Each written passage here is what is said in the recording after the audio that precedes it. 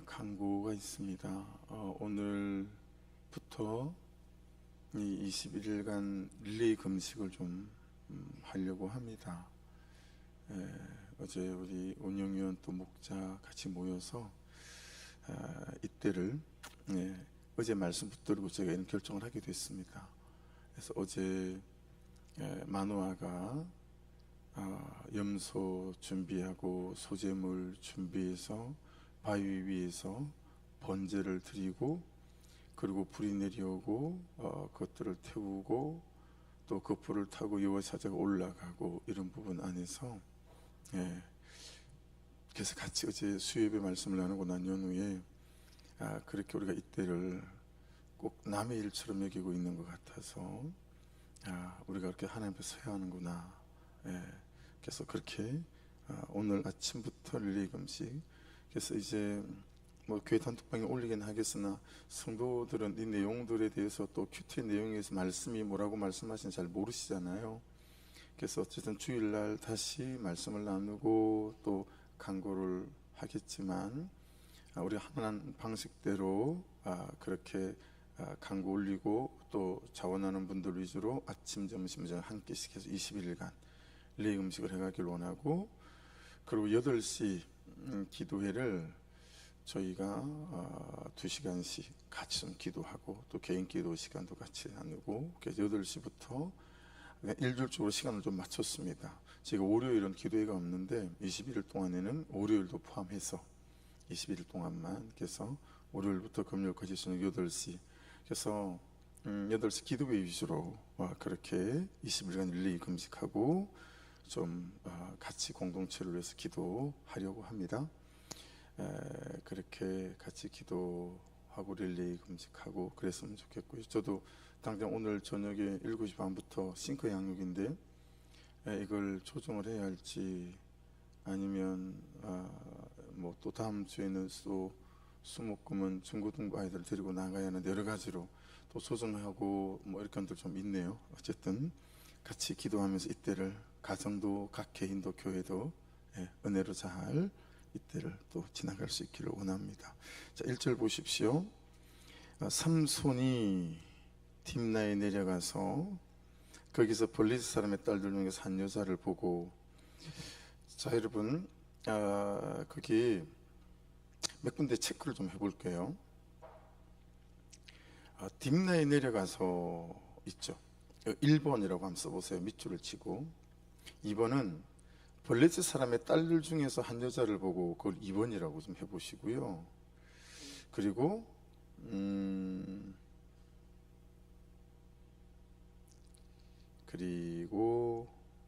3절 하반절 쪽에 보세요. 내가 그 여자를 좋아하니, 내가 그 여자를 좋아하니 3번이라고 하시고요. 4번은 나를 위하여, 그걸 4번으로 밑줄을 좀 번호를 달고 밑줄을 좀 그어보시고요. 그 다음에 5절에 가보십시오. 5절에 가면 중간쯤에 포도원에 이른 적 있잖아요. 여러분 삼손이 누구죠? 그의 신분이 나실인이죠. 근데 포도원에 이른 적, 포도원에 삼손은 발붙일 일이 없어요. 나실은 복중에서부터 나실이기 때문에. 5번 포도원에 이른 적. 자 7절로 가보시면 그 여자가 삼손의 눈에 들었더라. 이거 6번이에요. 이거 여러분 우리가 옛날에 쓰던 개역 한글 성경 번역본을 봤더니 여기 어떻게 되어 있냐면 그 여자가 삼손의 눈에 들었더라 그렇게 하지 않고 그 여자가 삼손의 눈에 기뻐하였더라 이렇게 되어져 있어요. 기뻐하였더라. 그리고 7번은 8절에 가보시면 마지막 쯤에 보세요. 그 사자의 죽음을 본즉 사자의 몸에 볼때와 꿀이 있는지라. 그리고 이걸 먹잖아요. 나시리는 그러면 안 되죠. 그 7번. 저는 체크를 거기까지 했는데, 그러니까 여러분 지금 왜 체크를 하라고 그랬냐면 삼손이 하나님의 사람 나시린으로서 그의 삶이 어떻게 흘러가는지, 그리고 그의 삶을 망하게 하고 힘들게 하는 것들이 어떤 것인지. 근데 또 한편으로는 어때요? 그럼에도 불구하고 여러분 19절로 가보세요. 19절에 가보시면 여호와 영이 삼손에게 갑자기 임하심이라고 되어져 있죠. 이런 삼손을 또 하나님께서 계속 세워가시고 만들어가시고 써가시고 하는 것들을 또 볼 수 있어요. 그러니까 오늘 본문 안에도 정말 큰 복음이 들어있어요. 큰 복음이 들어있는데, 자 1절로 다시 올라가 볼게요. 딥라인 내려가서 거기 밑줄 1번을 좀 한번 해보시라고 그랬잖아요. 딥라인 내려가서 거기서 여러분 자 보세요. 항상 내 몸이나 내 생각, 그리고 이 마음 안에 있는 감정, 그리고 내 시선, 이런 것들을 어디에 두느냐라고 하는 것은 삼손에게도 우리에게도 굉장히 중요한 것 같죠. 내가 내 시선과 내 감정을 어디에 두느냐라고 하는 거예요. 감정을. 그러니까 그가 싫으면 그가 싫은 거기서 감정을 계속 두어서 계속 그를 싫어하는 내 감정들이 그냥 그대로 있게 만드는 거죠. 감정을 내 마음에서 무 뽑듯이 쑥 뽑아가지고 선반 위에 두고 살 수는 없잖아요. 그렇죠? 이 감정이 무 뽑듯이 이러면 쑥 뽑아지나요? 그 사람에 대한 우리의 상처가 무 뽑듯이 쑥 뽑아져 가지고 그냥 한 3일은 선반 위에 두고 살아야 되겠다. 그리고 감정을 선반 위에다 두고 내 상처를 선반 위에다 두고 그리고 아무렇지도 않은 것처럼 그렇게 여러분 한 3일 살고 한 이틀 살다가 다시 감정 쑥 집어넣고 상처 쑥 집어넣고 이걸 우리가 마음대로 자유로이 할 수가 없잖아요. 그죠? 감정이 한번 어그러지고 무너지면 계속 그 사람에 대하여 불편하고 부당하고 그에 대한 못마땅함 이런 것들이 계속 우리를 지배하고 붙들고 있는 거잖아요. 그러니 감정이나 생각이 우리의 몸이나 마음이 시선이 항상 은혜를 통과하고 난 다음에 말씀을 통과하고 난 다음에 살게 해야 하는데 우리는 감정이 맨날 지 혼자 따로 놀게 만들어 놓고 있다라고 하는 거예요. 이 부분 이해되어지시죠? 그래서 우리 감정이 맨날 따로 놀아요. 그리고 우리 상처도 맨날 따로 노는 거예요. 그리고 따로 놀도록 냅두는 거죠. 처음에 여러분 맨날 큐티하고 그날 나오는 말씀으로 그날 내 사건을 해석하고 하는 것들이 너무 익숙하지 않고 그러다 보니까 여러분 저는 상당히 목사로서 고민이 됐어요. 주일 하루 선포되는 그 말씀을 가지고 일주일을 살기도 버거운데 어떻게 매일매일 선포되는 말씀 안에서 적용점을 찾아서 살아갈까? 이 성도들이 너무 부대끼지 않을까? 나도 부대끼는데 그 생각을 했었어요. 그래서 이 부분을 어떻게 지혜롭게 이렇게 좀 처리를 할 수 있을까? 부담스럽게 여기지 않으면서 매일의 말씀으로 오늘의 사건 사고에 이렇게 말씀을 대입해서 해석하고 그리고 사건들을 해결해 나갈 수 있도록 이거 어떻게 해야 되는 거지? 이런 것들은 가르쳐주지 않으니까. 그러니까 큐티를 해가고 큐티 목회를 해가면서 가지는 질문들에 대해서 세미나에서 대답해주지 않아요. 순전히 몸으로 부딪혀가며 시행착오를 겪어가고 나오는 질문들에 대해서 해결해 가야 된다라고 하는 것들이었던 거죠. 그게 큰 어려움이었어요. 근데 여러분 지금 이쯤에 와가지고 정말 감사한 건 어떤 거냐면 오늘 새벽 말씀처럼 이런 거죠. 내 감정이나 내 상처나 내 성품, 내 기질, 여러분 부모에게 물려받은 유전적 기질과 성격이 있잖아요. 이런 것들이 매일 말씀을 통과해서 살아가지 않게 만든다면 어떡할 뻔했나. 여러분 진짜 저는 하루를 사는 것 같아요. 오늘 말씀으로 내 성품과 기질과 내 감정들이 통과해서 하루만 사는 거예요. 그리고 저녁에 눕잖아요. 그럼 자연인으로 돌아가요. 내일 아침에는 내가 어떤 인간으로 살아갈지 모르는 거예요. 다시 그에 대한 내 감정이 불을 때 일어나서 분노하고 미워지고 뭐 저런 사람이 다 있나. 그런데 그 다음날 눈 뜨면서는 다시 어때요? 제 분노한 감정들이나 내 못된 성격이나 기질들이 또 은혜를 통과하고 또 말씀을 통과하며 또 하루를 내가 어떻게 버티고 사는 거죠. 그러니까 제 자신에 대하여 자신이 없는 거죠. 그분의 은혜를 통과하고 말씀을 통과하지 않는다면 어디로 튈지 모르는 거예요. 그러니까 단지 내 시선뿐만이 아니고 내 몸뿐만이 아니라 내 감정이나 생각이나 그리고 내 상처를 어디 두느냐, 그리고 어디를 통과하게 만들어서 또 하루를 건건히 살고 또 하루를 건건히 살아가게 할 거냐라고 하는 거, 이 싸움이지. 여러분, 예수 믿는 건 돌을 닦는 게 아니에요. 10년, 30년, 100년, 200년, 500년을 믿어보십시오. 로마서 3장 10절은 명확하게 말씀하시잖아요. 의인은 없나니 하나도 없다. 우리가 우리의 노력과 우리의 여러분 수양을 통해서 내가 나를 구원할 수 있는 그만한 경제는 절대 올라갈 수 없다라는 거예요. 그래서 우리는 전적 타락한 거예요. 전적으로 부패한 거예요. 에덴 동산에서 아담이 죄를 지으면 우리는 전적으로 부패했다라고 하는 거죠.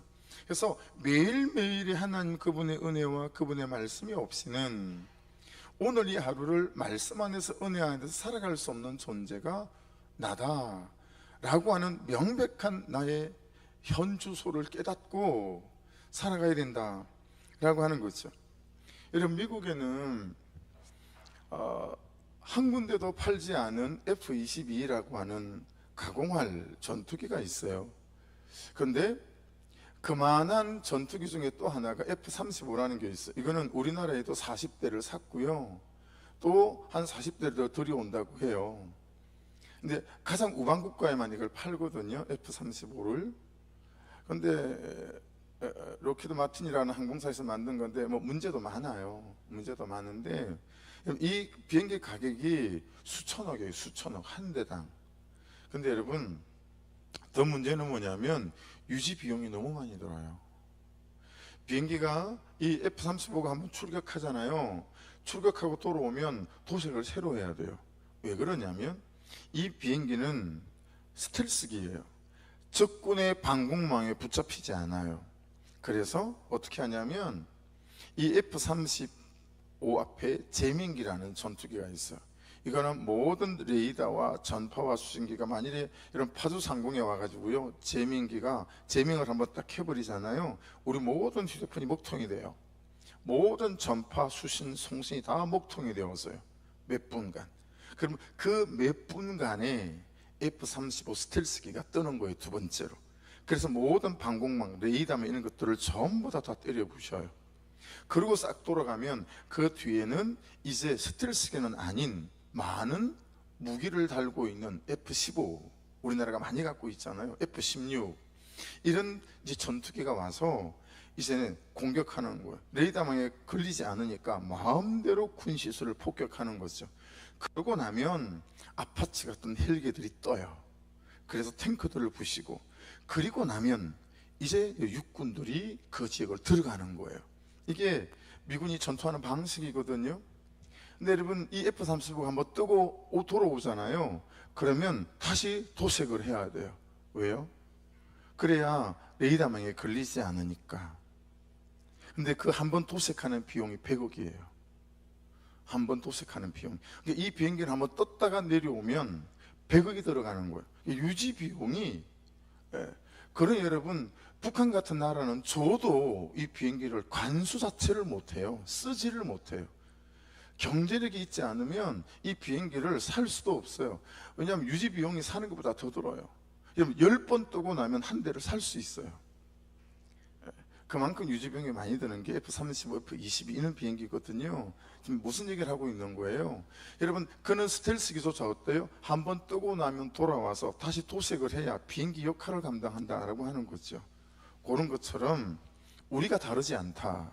매일매일의 삶 속에서 은혜로 덧입히지 않으면, 말씀을 통과하지 않으면 우리는 그냥 내 기질과 내 성품과 그냥, 여러분 아시잖아요. 우리가 은혜 없는 우리는 기대할 게 없잖아요.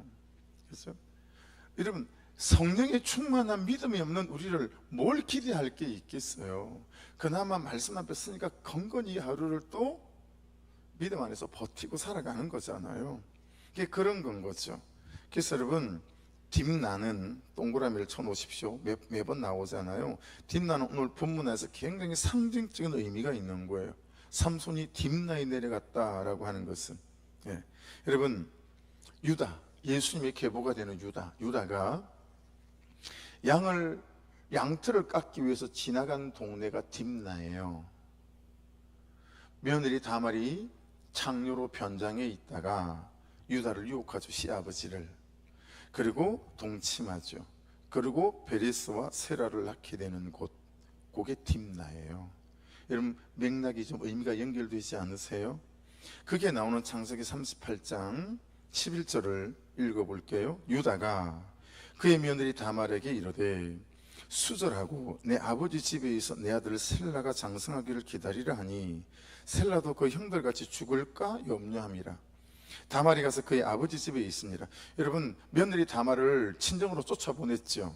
왜냐하면 첫째 아들 죽고 둘째 아들 죽으니까 막내가 하나 남았는데 막내마저 다말하고 결혼시키면 죽을까 싶어 염려한 거죠. 야, 그리고 집에 가 있거라. 이 막내가 크면 내가 너를 연락해서 다시 너와 결혼을 시켜마. 그래서 낳은 첫째를 그 큰아들의 계보를 잇게 하고, 둘째를 놓으면 둘째 아들의 계보를 잇게 하고, 셋째를 놓으면 이제 막내 계보를 이어가는 그 당대의 풍습대로 그렇게 하겠다라고 돌려보냈죠. 근데 말씀이 뭐라고 기록하냐면 셀라도 그 형들같이 죽을까 염려함이라. 셀라가 장성했는데도 다말을 부르지 않죠. 12절 얼마 후에, 이건 여러분과 제가 잘 놓친 부분이에요. 하나는 염려함 때문이었고 이게 딥나랑 연결이 된다고요. 두 번째는 12절 얼마 후에 유다의 아내 수아의 딸이 죽은지라. 여러분, 이 딥나에 가서 창녀와 관계를 자기 며느리인지 모르고 그럴 때 이 유다의 아내가 죽었던 거예요. 수아의 딸이 죽은지라 유다가 위로를 받은 후에 그의 친구 아둘람 사람 히라와 함께 딥나로 올라가서 자기 양털 깎는 자에게 이르렀더니, 그러니까 여러분, 유다의 현실적인 이러다가 자식을 다 잃게 될 것 같다라고 하는 염려, 두려움이 여러분 다말을 부르지 않은 생각의 발단이기도 했고, 아내를 잃고 아내가 없었다라고 하는 현실적인 이유 또한 작지 않았구나 라고 성경이 우리에게 정보를 이렇게 보여주는 거예요. 유다의 현실이 은혜를 통과하지 못하고 살았다라는 걸 알 수 있죠. 유다의 염려가 은혜를 통과하지 못하고 살았다는 걸 알 수 있어요. 이해되셨죠? 유다가 가지고 있는 이 은혜가, 이 염려가 은혜를 통과하지 못했어요. 그래서 다말을 부르지 않는 거예요. 유다가 겪고 있는 아내가 죽은 이 현실이 하나님의 은혜를 통과하지 못했어요. 그래서 창녀라도 좋으니 이게 되어진 거죠. 이게 우리가 유다랑 한치라도 나은가요? 부족하면 부족했지 유다보다 나은 사람이 아니지 않습니까? 그렇죠? 그래서 우리가 붙잡고 살아가는 26절 유다가 그것을 알아보고 이르되 그는 나보다 옳도다. 내가 그를 내 아내 셀라에게 주지 아니하였음 이로다 하고, 그리고 하나를 사실은 더 넣어야죠. 그렇죠? 내 아내가 죽었고 하나 더 넣어야죠. 내 염려가, 내 현실이 은혜를 통과하지 못해서 내가 이랬다. 이게 정확한 유다의 자기에 대한 자기 인식 해석인 거죠. 자기 객관화인 거죠. 그렇죠? 그러니까 딥나는 어떤 동네에 한편으로는 자기 죄를 보고 살지 못하게 하는 땅이기도 하고, 또 한편으로는 자기 죄를 봐야 회복이 되는 땅이기도 하고, 그렇죠? 은혜를 통과하지 않으면 살 수 없는 곳 딥나죠. 그러니까 딥나는 여러분의 현재예요. 저희 현재고, 여러분이 살고 있는 곳이고 제가 살고 있는 곳이죠. 그러니까 저와 여러분은 딥나에 살고 있는 거예요. 그래서 우리의 현재와 우리의 감정과 이 현실들이 은혜를 통과하지 않는다면 이렇게 삼손처럼, 그렇죠? 그러니까 삼손은 딥나에 그냥 그것 없이 그냥 살아요. 그러니까 그가 괜찮을 리가 없고 괜찮을 수가 없어요. 그래서 여러분 2절 보십시오. 올라와서 자기 부모에게 말하여 이르되 내가 딥나에서 블리스 사람의 딸들 중에서 한 여자를 보았사오니 이제 그를 맞이하여 내 아내로 삼게 하소서 하며, 그의 부모가 그에게 이르되 내 형제들의 딸들 중에나 내 백성 중에 어찌 여자가 없어서 내가 할례 받지 아니한 블레셋 사람에게 가서 아내를 맞으려 하느냐 하니 삼손이 그의 아버지에게 이르되 보세요, 내가 그 여자를 좋아합니다. 네 번째, 나를 위하여 그 여자를 데리오소서 하니라. 여러분, 얼마나 삼손이 자기에게 집중되어져 있는지 알 수 있을 만한 대목이죠. 나를 위하여 데리고 오라는 거예요. 여러분, 이 사람은 그냥 유대인 이스라엘 백성이 아니잖아요. 복중에서부터 나시린으로 구별되어졌던 사람이에요. 그런 그가 딥나에서 그냥 자기를 방치하고 살았어요. 은혜를 통과한 사람으로 자기를 세워놓지 못했어요. 그러니 어때요? 너무너무 블레셋 여자가 눈에 좋아 보이는 거예요. 우리처럼 세상의 방식과 방법들이 너무 좋아 보이는 거지요. 그리고 자기에게 집중해요. 하나님 뭐 그런 거 없어요. 나를 위하여 그 여자 데리고 오십시오. 4절, 그때 블레셋 사람 이스라엘을 다스린 까닭에 삼손이 틈을 타서 블레셋 사람을 치려함이었으나 그의 부모는 이 일이 여호와께로부터 나온 것인 줄 알지 못하였더라. 여러분 6절도 한번 보실래요? 여호와 영이 삼손에게 강하게 임하니 그가 손에 아무것도 없이 그 사자를 염소 새끼를 찢은 같이 찢었으나 그는 자기가 행한 일을 부모에게 알리지 아니하였더라. 그럼에도 불구하고 하나님께서 삼손을 쓰시는 것들을 볼 수 있어요. 그렇죠? 그럼에도 여러분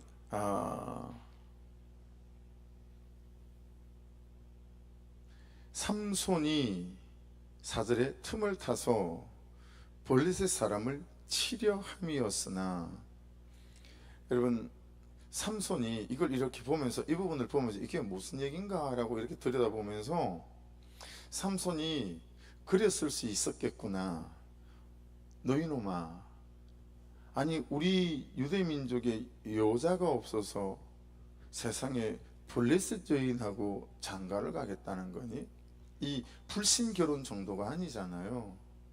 그리고 너는 나시린이야, 너 제정신이냐? 아버지가 어머니가 그런 거죠.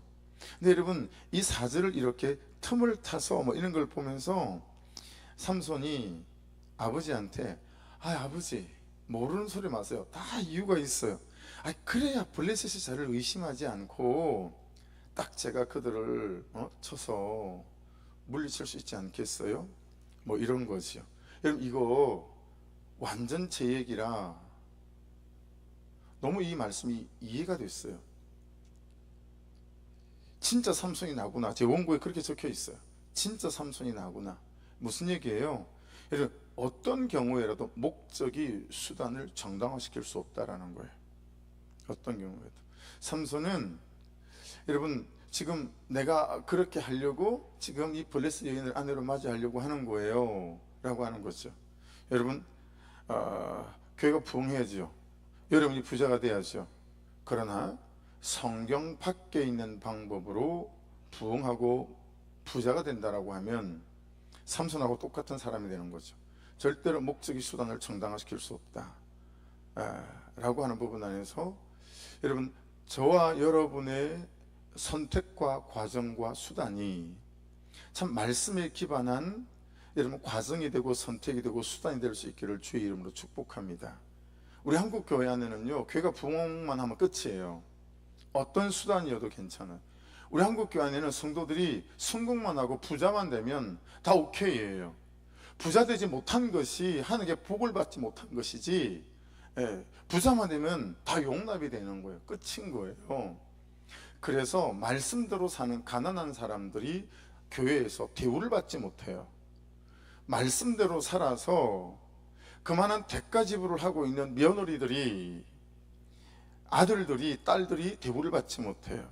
그러니까 여러분 사람을 볼 때 교회 안에서는 어떤 사람이 대우를 받아야 되냐면, 부자가 대우를 받는 게 아니고 성공한 사람이 대우를 받는 게 아니고, 철저히 실패했으나 그가 정말 말씀을 붙잡고 사는 사람 인가가 여러분 교회 안에서는 인정받고 대우받고 존경받는 역사가 있어야 되지 않겠어요? 근데 그런 일이 한국 교회 안에서는 거의 없어요.